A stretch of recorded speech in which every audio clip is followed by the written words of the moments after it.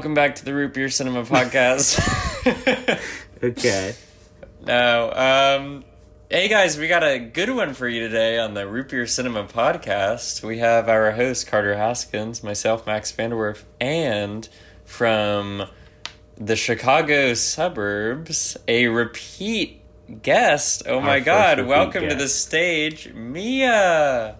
Hello. Yay! Welcome. So I'm not going to sugarcoat it for you. We're reviewing Frankenstein. 2025, no less. And I'm not going to sugarcoat it either. We're reviewing Poppi. And they're not going to sugarcoat it either. Ha! There are 5 grams of sugar, by the way. Yeah, that's not coded to me. 3% juice. Yeah. Alright, so yeah, today we're reviewing Frankenstein 2025 and Poppi. I did this pairing because I think that Poppi is like an undead soda. It's a Frankenstein fake soda. And so I think that these match well. And I've had this in my fridge for a long time. So I thought I might as well get into it.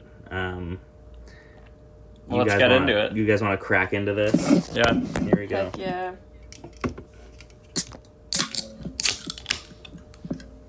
Alright. Not much fizz going on here. Is anyone having much carbonation? Am I allowed to try it yet? No, we have to cheers. Okay. Okay, cheers Max is everyone. done. I got a Cheers. really good pour, so Okay. it's going to sound great.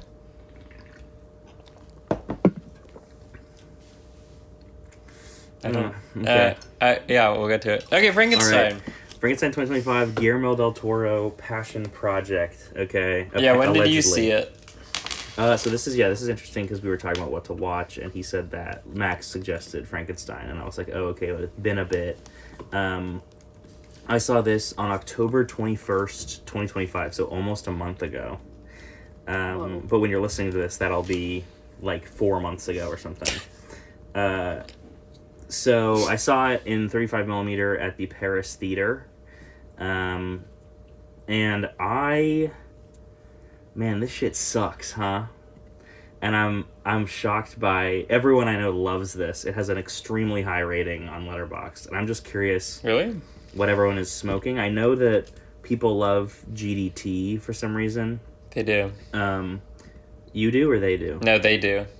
Yeah, and It does have good reviews. Wow. yeah, it's really, really highly rated, and it's really shocking. Everyone I know has it as like a 10, and I just sort of, to me, my biggest problem, and I'm sure Max will have a lot to say about this, but by God, it's one of the worst looking things I've ever seen in my entire life.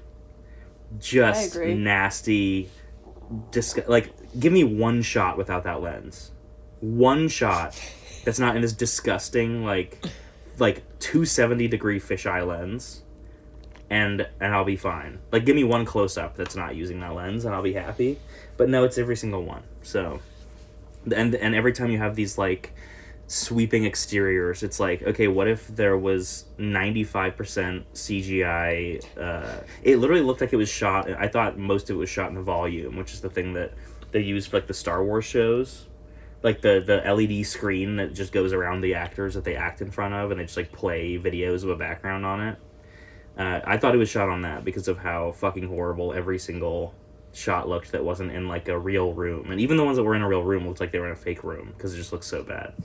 And I have a lot of other problems with a lot of other things. I just think, I don't know. I think that Elordi is really good as the monster, which is bad because I wish that he had a director who could make a movie that was directing him in this movie. Yeah, I wish there was a director there to direct him. And I don't know, you could have fooled me that this is a passion project. I feel like it has nothing that makes Frankenstein work as a story in it. I feel like it's really, really like a dumbed down, really, really surface level, just kind of gross, I think. I don't like any of it. Like, it's very passionless. It's very... Carter, like, tell us what you drab. really think. Yeah, I'm telling you exactly what I really think. So these are my thoughts, and... I think Mia Goth was pretty good. That's crazy. That's crazy. How many people did you see it with? I saw it. Oh, in the theater? Yeah. I mean, not how many people were in the theater, but how many did you go with people? I was by myself. Oh, okay. Cool. Yeah, well, Mia and I saw it at the landmark Century Cinema Theater, which Carter, you know very well from our F1 days. It was Mia's first time. I mean, what did you think of the theater in 10 words? It was really strangely laid out. Yeah. I think you got 3 more. You got one left. No, it was really strange. We were laid out. Yeah. What's your last word about the landmark cinema? Cool. That's 2 words, but I'll let it slide. Okay. Okay. Cool. What'd you guys think of the movie? I mean, I'm gonna say this, and I'll probably say this in future reviews. I think the movie is just good enough that the themes of the book are apparent. So about halfway to 2/3 into the way into the movie, I was like, wow, what a good story. Too bad this movie's really boring. But it's also so influential of material. There scenes would be happening and I'd be like, I've seen this 10 trillion times in 10 trillion different ways, and a lot of them are done better than this. So none of it felt fresh, and then the only stuff that felt fresh are things that I knew I would like, which is the Spirit of the Forest stuff, or things that I forgot about, which is some of the boat stuff, and he got to make his little Lovecraft movie. Yeah, Mia Goth bad, Jacob Elordi good, but me and Mia were laughing every single time Mia showed up. Genuinely. Why? What about it was funny? Well, she just doesn't have a character. Yeah, I feel like everything that came out of her mouth was really cringe. You know? Yeah. And also the way she, delivered it. You got the metal straw. You saving some turtles over there? Yes. Okay. Did you do the thing where you flip the lid, the tab over and put the straw through it? No, because that makes a really awful screech sound. With the metal on metal, yeah, I imagine. Yeah, I mean, I think she was trying to do something special and stand out in how she was portraying the character, because there is no character there. And if, the core of your movie, you want to be the love story, you kind of need to give her some perspective in any way. Yeah. This is a reference to Pan's Labyrinth I'm doing with the zoom. Oh, okay. That movie sucks also. I don't think I've ever finished it. I'm not a GDT stan. Yeah, he's quite bad. I was thinking about, I have this classic Carter quote where I say that he's funny because every single movie he's ever touched, whether it be direction or producing, is entirely indistinguishable from one another. They're all the exact same thing. If you watch a movie that's produced by him, it's oh, it looks, and it's directed by some random weirdo who's never made a movie before. It's oh, it looks just like a GDT movie, because he doesn't know how to direct, and he just kind of has these really stupid fantasy ideas that he's obsessed with, and for some reason people are fooled by that and his really cloying and gross production design. I have thought I'd never seen a movie of his before this, but now I just looked at his work, and I've seen Nightmare Alley. That movie's unfortunately pretty good. No, I love that movie. It's awesome. That's his only. That's because he's not doing his fantasy thing. I was okay, I'll let this slide. But that movie's pretty ugly too, visually. I feel like. I don't remember, to be honest with you. I saw it when it came out. Yeah, the wide angle lensing is... It's so ugly. It's bad. I will say, in the trailers, I was well, at least the lighting's going to be fire, but really the lighting was... It was either really good or really bad, and they're just lighting the space because they're doing the wide angle lens, so they can't have any lights anywhere. And so the characters aren't lit. I don't know why you would even do that. I can't see a single... there's 1 or 2 shots where it's oh, okay, maybe... If you were making a real movie, you would use a wide-angle lens here. But it's... Am I wrong? There's not one... No, there's a few... There's some, telephoto stuff during the Spirit of the Forest stuff, and that's why it's the best stuff. Oh, okay. Yeah, also, it's just, I don't know why... This movie...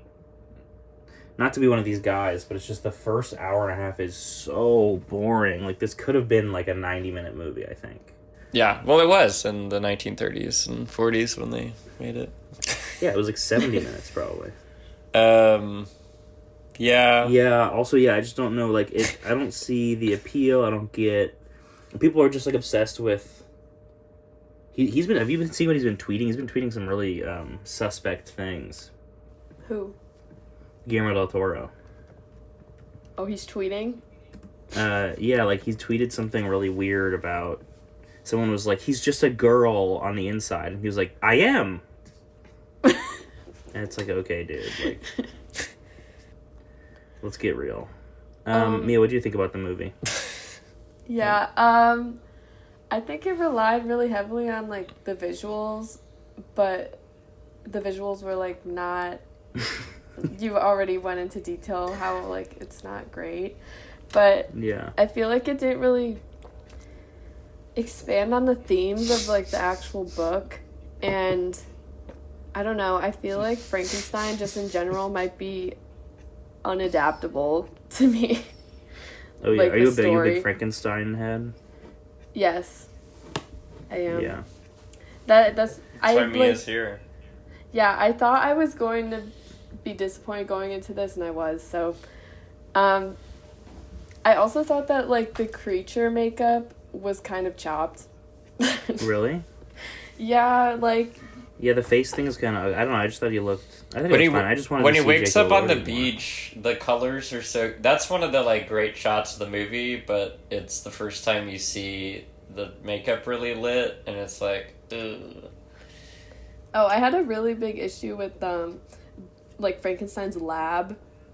Like, it was just so insane. Like, that is not at all how, like, I feel like it was described in the book. Like, it was just so extravagant. Yeah, it was like the Chamber of Secrets. Yeah. Okay, I found the tweet I was looking for.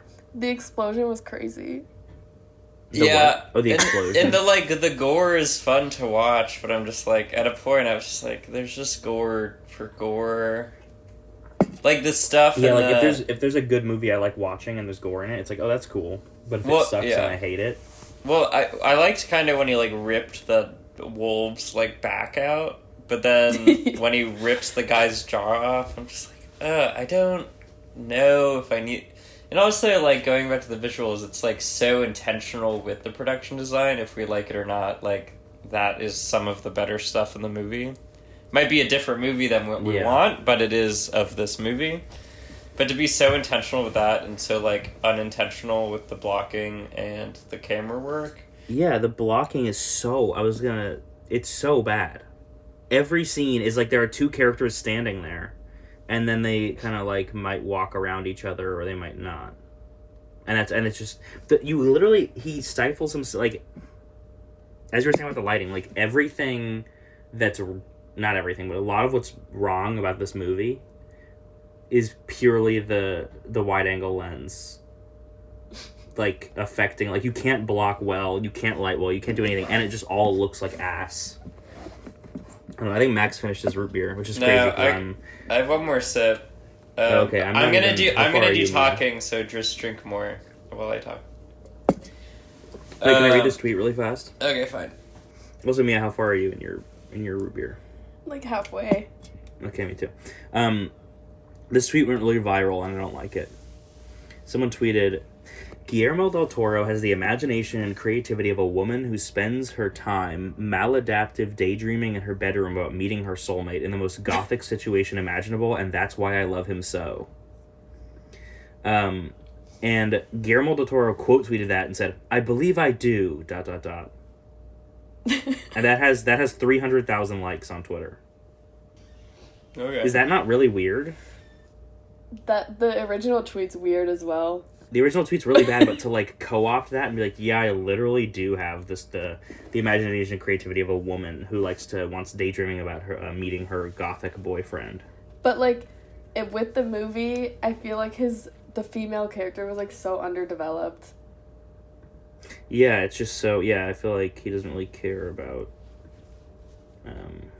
I don't know. It's just a bad movie. I hated it. Alright, Max, go off.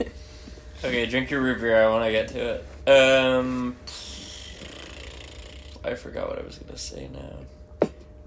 Yeah, I mean, the first hour I was just kind of like, why am I here? And it's also interesting with Nosferatu coming out so recently, of like being that, of like Christoph Waltz is kind of playing the Willem Dafoe stuff and da da da da da. And this is such like a B tier in comparison to that movie, which I'm not like a Nosferatu stan or anything, but to just be two great horror stories that are recently adapted, it's just crazy, the quality. Yeah, also it's, I don't know, I feel like I don't have that strong of a stance about Netflix movies or like making them, you know? But I do feel like there's a point where it's like, this is your dream product, like this is your passion project, and you're making it for a streamer. Like, I guess that it is playing in theaters, which is a thing, but it's like, that's what are you doing? Money works. It's Follow limited, the money. Yeah, I just think it's sort of, it is, yeah, because it plays, when they do, like, Netflix, this is the only reason that I didn't want to see this movie at all, and it's so long, but the only reason I saw it is because the Paris Theater, Netflix does this thing, because they own the Paris Theater and they run it, that every time they release a Netflix original movie, even, like, the 99% of them that are shot digitally, they make a 35mm print and then play it there, like, a month early, like, 8 times a day for, like, a month. And it's just really funny, and so I like to go see them because it's like, I saw Train Dreams as a joke because it's shot. Oh, I heard it was good. It was actually pretty good. But like, they're playing Jay Kelly in 35mm. They're playing Wake Up Dead Man in 30. Like, I thought Jay Kelly was shot on 35. Well, I don't know anything about that. I'm just saying it's funny that they're playing in 35 because it's a Netflix movie. But yeah, for example, I always bring this up, but a few, like, 4 years ago, when those both came out, there was a time where the Paris had just reopened and they were playing back-to-back screenings, back and forth, of Mank and The Trial of the Chicago 7, both in 35mm. Yikes. So there's a time period where you could go see The Trial of the Chicago 7 in 35mm at the Paris Theater, which I think is really funny. That's a bad movie. Yeah, so I'll go see these prints because also I'm a Movie Pass subscriber. And for some reason that no one can determine, only the Paris Theater has their Movie Pass, like the credits it takes to go to a movie, or like 25% what it is to see any other movie anywhere. So I could go see like 10 movies at the Paris Theater a month for like $40. And so I go there a lot now because it's essentially like, it's hella free. It's the city that never sleeps, New York is. I like your Led Zeppelin poster, Mia. Oh, thank you. This is making me, like, I just, like, can't chug it. Yeah, I really don't want to finish this soda. I feel like we don't have much to say about this movie, so. Okay. No, go. I want to say that I think Oscar Isaac was, like, playing it a little too big. I don't know. Yeah, I didn't like him really at all. I liked when he was playing it big and wasn't talking. Like, my favorite cut of the movie is when he's running across the frozen lake, chasing his monster at the end of the movie. And it's just like the low drone, score. And then it mutes his voice, but he's just like screaming into the wide angle lens. I was like, this is the movie. This is the movie right here. Why can't this be the whole thing?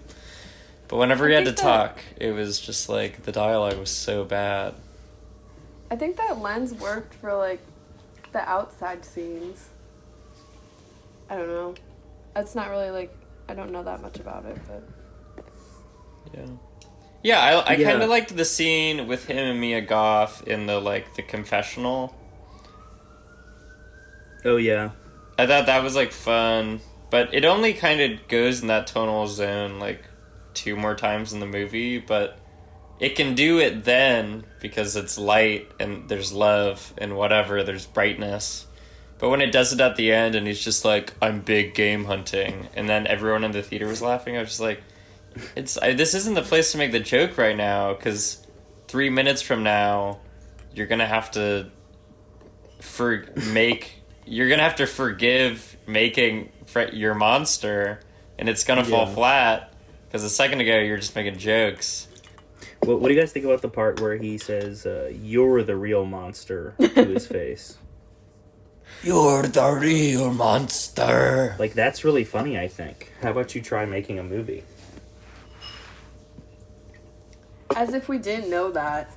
Yeah, and it's like really even like the entire scene like screams that before, and then he like looks at the camera and it's like, "You are the real monster." So Also, there was all that like dialogue going on at the beginning during the like young Victor shit, and I'm just like, just show us the stuff. I don't need you to be like, me and my dad didn't get along. It's like you're showing us that, and you have 10 scenes showing us that. And we also know what Frankenstein's about because, well, I guess maybe a lot of people are illiterate and have not read the book or consumed any Frankenstein media, and that's why they like this movie. yeah. Also, what people see in this. Last thing I'm going to say, then I'm going to take my last sip. A couple years ago, possibly even earlier last year, the Lyric Opera, which is where our ballet happens in Chicago, did Frankenstein. And it was this like 3-hour thing, this 3-act structure, and there's these beautiful like there were special effects on the stage, and they had some like great matte paintings in the back, and it was mostly about the love story. And that was like the center of it, and that was cool. I think that was the first time I had seen a Frankenstein in a while where I was like, oh, this is original. And also like going to Poor, like we've had Poor Things recently. That's close enough where I don't need it. I'm drinking. I'm finishing. Okay. I have one sip left too. I'm just thinking like this is a passion project for you. Like I heard the same thing about Nosferatu, but I think more people liked that. But I heard the same thing where like early reviews that people were like, "This is your passion project," and like this is what you made. Like really. And I haven't seen Nosferatu, but I think that applies here too. It's like. Wait, you haven't seen Nosferatu? No. What? I would not see a Robert Eggers movie. What? What? I saw the one before that, and I was like, I'm never watching one of these ever again. Oh. The Lighthouse? That movie's awful, but no, I saw the one with Anya Taylor-Joy. That movie's... The Witch? I love The Witch. No, like The the other Witch. one. He made another movie. Oh, The Northman. The Northman? Yeah, The Northman. Oh, Northman's not that good. I've seen all 3 of those. I don't like any of them. And so I was just like, there's no point in seeing this guy's movies ever again. Okay, meeting's so I ending in stopped. 10 minutes, so let's just... And I thought the same about GDT, but then I could see it for like free in 35, so I was like, why not? Wait. My final thoughts. I also... So, like, you guys were bringing up Nosferatu. Like, I also love the book Dracula. And I feel like Nosferatu, that adaptation was, like, so much better and, like, original than how GDT is, like, doing Frankenstein.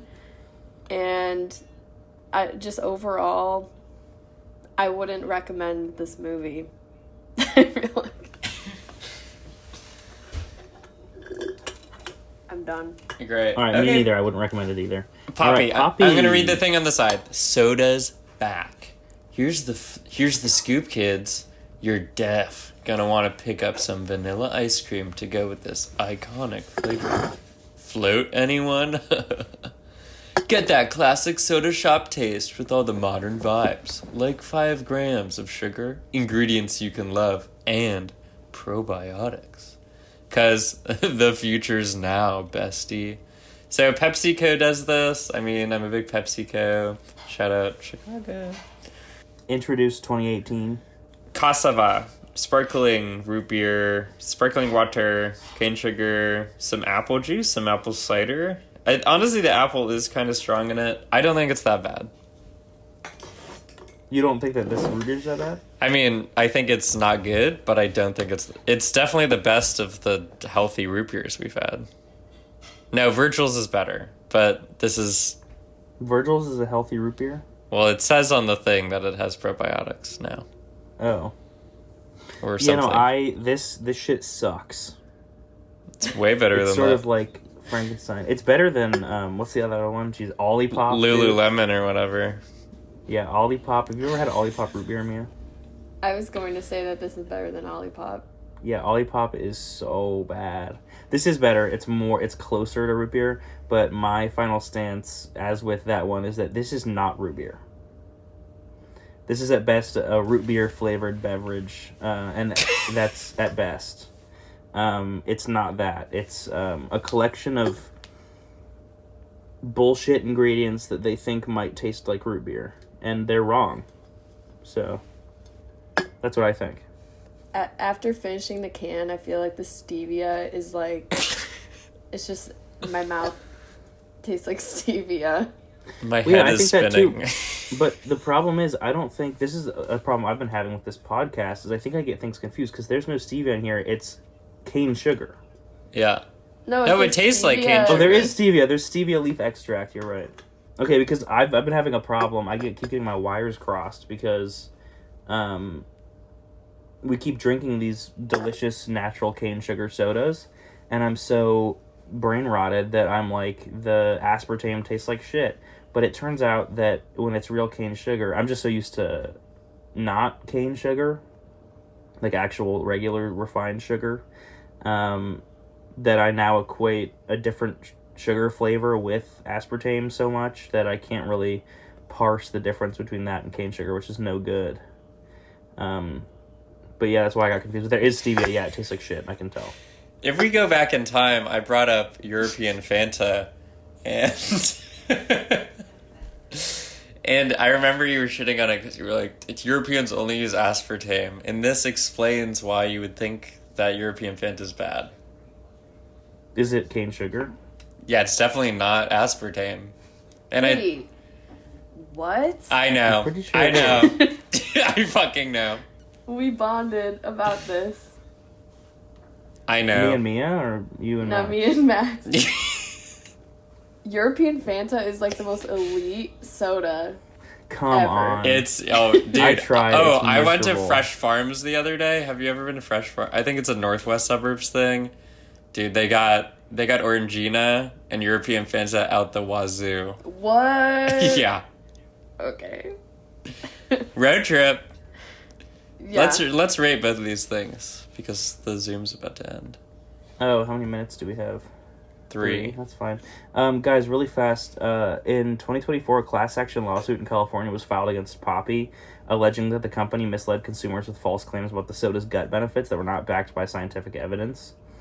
It's all bullshit. And, like, there's no such thing as a healthy soda. Like, yeah, and it has inulin, which is a natural soluble fiber, but it has 2 grams of fiber in the drink, so like that's not meaningful enough to, affect gut health. And Poppi's settling for $9 million, and there's a final hearing that's in 7 days. Much. So.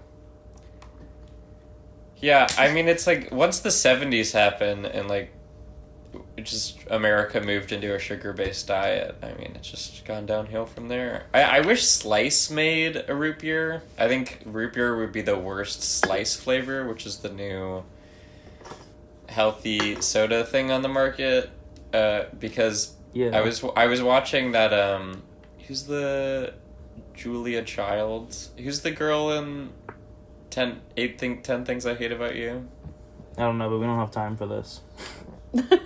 Anyways, she was in the movie called Safe the Last Dance, which is filmed in Chicago, and in that movie she's drinking Slice, which looks delicious. But then they got rid of Slice, and then they brought Slice back recently, and now it's like a healthy branded soda, blah, blah, blah. I don't think they have root beer flavor, they have everything else. They got grape, they got ginger ale, they got whatever. Nice. Great. What do you rate these things? Go, Mia first. Ladies first. Wait, how do we rate it again? You give the movie root beers out of 4, and you give the root beer movies out of 4. Okay, so the movie, I give it 1 root beer out of 4. And then this root beer, I give 1 movie out of 4. Okay. Wow. Not a lot of movies or root beers given away by Mia today. I'm going to match those ratings. I give Frankenstein 1 root beer out of 4, and I give Poppi quote-unquote root beer 1 movie out of 4, because holy shit. Max, it's all up to you now. Well, I honestly thought you would give it a lower review, Carter, the movie. I don't give. I know it's you 1 to 4. I know, but I've just figured. So because I think I liked it slightly more than you did, I'm gonna give it 1.1 root beers out of 4. Oh yeah. Just because I know our opinions aren't the same on it, so I just want to stand You out want a to little. differentiate yourself, yeah. And then Poppi, I'm gonna give it a surprising 1.4. Oh, okay. I thought you were gonna go 2. No, it's not that good. I like on the scale of fancy root beers, it would be the highest so far. Yeah. But yeah, I'm gonna do it 1.4 movies out of 4. Thanks so much All right. for coming on, Give less Mia. than a Thanks so minute. much for coming on, Carter. Thanks so much, Max, for coming on. Yeah, anytime. See you guys next Thank week you. on Root Beer Cinema Podcast, where we review insert thing here. Bye.